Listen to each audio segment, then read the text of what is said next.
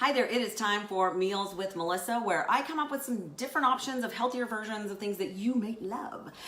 So I apologize, somebody has borrowed my tripod, and so I've gotten in a little weird here setup to make it work. So I'll have to kind of show you some things in the frame, but we'll do the best we can today. So today, I don't know if you're a chocoholic, but I definitely am.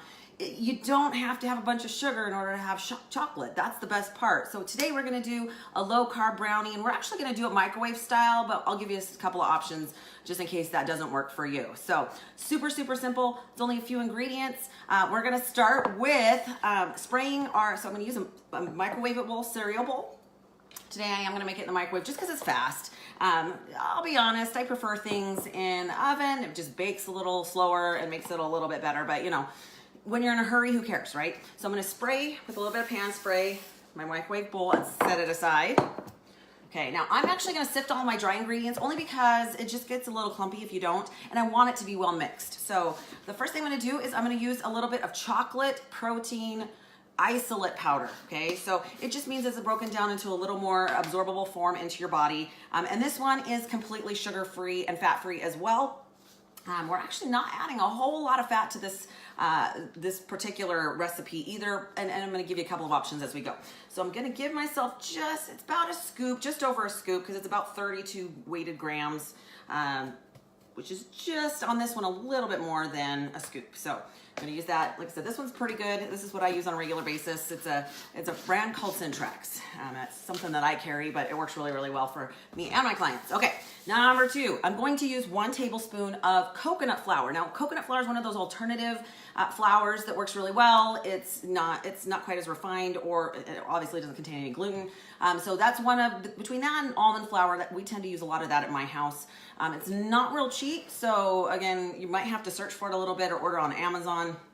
And it's a little different texture. It does absorb more, so you can't just switch out regular flour for coconut flour. It's just gonna absorb more of the liquid. So I'm gonna do a tablespoon of coconut flour.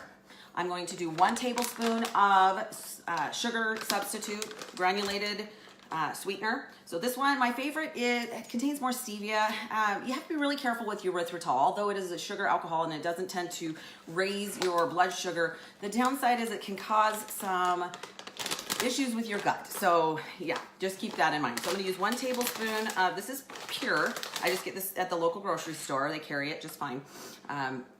I can find it pretty easily locally. I'm also going to do a 1/2 teaspoon of baking powder. That will be my leavener in this one. And honestly, for this one, this is the reason why I'm going to sift it a little bit, just to make sure that the ingredients don't clump. Okay. I'm going to use 1 tablespoon of cocoa powder. Cocoa powder doesn't have really a lot of carbs because it's unsweetened, so it makes it easy to use. One of my current clients was telling me that she makes her own chocolate paste or chocolate syrup with liquid stevia, just unsweetened cocoa powder, and adding a little water when necessary. And I thought, wow, that's actually a really great idea for if you need something to mix in your oatmeal, or you know, just something extra and you need a little bit of that chocolate. Okay, so I'm just gonna sift that really quick just to make sure that all my ingredients are gonna mix super well. I'm just putting this in just a regular bowl. It doesn't take much. I originally anticipated putting it in my little Ninja blender. Don't need to. All right, done with that. All right, so I'm gonna add 1 egg. Now, you could also do egg whites, so if you're trying to go a little more lower fat, you could do it that way. Again, I tend to be a little lower carb, so I'm just gonna use the whole egg. All right, and I'm gonna mix that up. Break that egg up in there a little bit.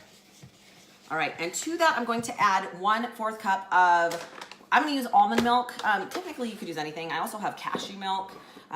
Anything, I use unsweetened, because again, I don't want the extra sugar. I tend to save my sugars for fruit, right? I don't do a whole lot of added sugars in anything unless I'm having a cheat meal or a free meal, which isn't very often at this point. Okay, so I'm gonna put about 1/4 cup. Now, if it tends to be too thick, which it can be depending on the products that you're using, or whether you're using a whole egg or just egg whites, you may need to add a little bit more in the way of the milk option. So keep that in mind. And if you do, only add it about a tablespoon at a time so that it doesn't become too runny too quickly.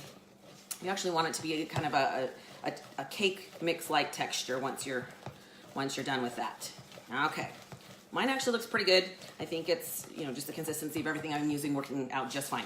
All right, so to that, I'm gonna add one more thing. Now, you don't have to do this, but of course, I love these. I'm gonna add a little bit of sugar-free chocolate chips. These are my favorites. What I love about them, these are Lily's. You've probably seen me use these before. What I love about them is that the sweetener, I'm dropping them all over the place. The sweetener is, it's made with stevia and not with sucralose. Because the problem with sucralose, again, is that it has been found to raise blood sugar. It's just kind of one of those things you gotta be careful of. Now, instead of adding it directly to the batter, I'm gonna add it to my final mixture once I get it into my bowl. So I'm going to go ahead and scrape all this into my already sprayed bowl. Now, the one thing I did learn by making this in advance was don't overcook it because it will dry out really super fast. So the first time in the microwave, I'm gonna put it in for about 30 seconds, check it, and then I'm only gonna put it in for about 15 to 20-second increments because honestly, it only takes about 45 seconds total to cook the entire thing. Otherwise, it's just gonna be too dry. And it'll taste good, but the texture won't be right. So I'm gonna add a little bit of my chocolate chips.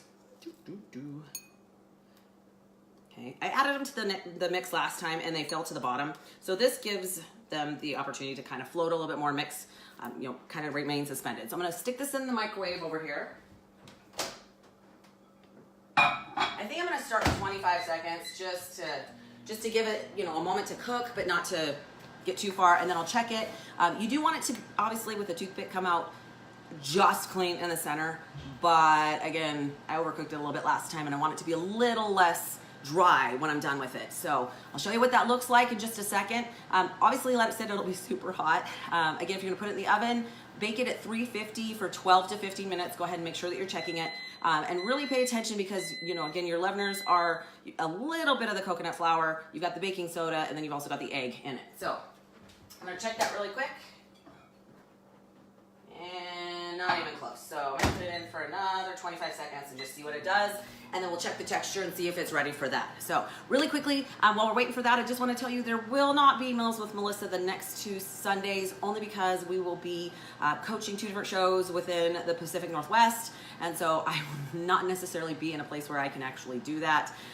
If for some other reason it changes out different, I'll let you know. But that's just kind of how my next 2 weeks are gonna be. It's gonna be great. The first one is in Bend, Oregon, called the Cascadian, and then the second one is in Boise, Idaho. I believe it's the Idaho Cup for the spring one. So, all right, let's check and see what that looks like.